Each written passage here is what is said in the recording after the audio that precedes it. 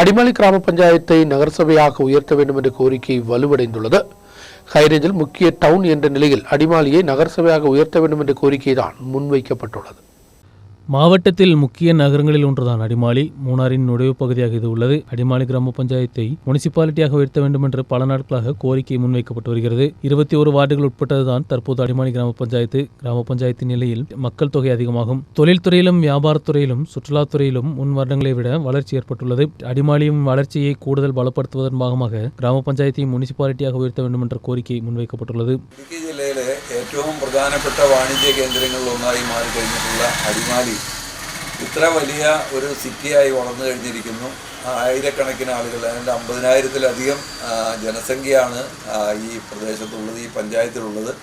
ഈ പഞ്ചായത്തിൻ്റെ സാധ്യതകൾക്കനുസരിച്ചുള്ള വികസനങ്ങൾ ഉണ്ടാകണമെങ്കിൽ ഇതൊരു മുനിസിപ്പാലിറ്റിയായി ഉയർത്തേണ്ടതുണ്ട്. തീർച്ചയായും സഭകൾക്ക് കിട്ടുന്ന ആനുകൂല്യങ്ങൾ, സർക്കാർ തലത്തിലുള്ള ആനുകൂല്യങ്ങൾ, അതുപോലെ മറ്റ് വികസന പ്രവർത്തനങ്ങൾക്ക് ആവശ്യമായിട്ടുള്ള ഫണ്ടുകളെല്ലാം ലഭ്യമാക്കണമെങ്കിൽ തീർച്ചയായും ഇത് മുനിസിപ്പാലിറ്റിയായിട്ട് ഉയർത്തിയേ മതിയാകും. ഇത്ര വലിയ ജനത്തിരക്കുള്ള വലിയ വാണിജ്യ കേന്ദ്രമായി മാറിക്കഴിഞ്ഞ വലിയ രീതിയിലുള്ള വാഹന തിരക്കുകളുള്ള ഒരു ടൂറിസം മേഖല എന്നുള്ള നിലയിൽ മൂന്നാറിൻ്റെ കവാടമായി മാറിക്കഴിഞ്ഞിട്ടുള്ള അടിമാലി തീർച്ചയായും ഒരു മുനിസിപ്പാലിറ്റിയായി ഉയർത്തേണ്ട കാലം അതിക്രമിച്ചു കഴിഞ്ഞിരിക്കുകയാണ്.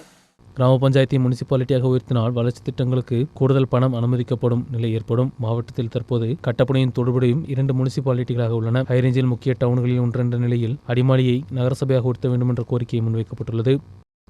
News bureau, Adimali.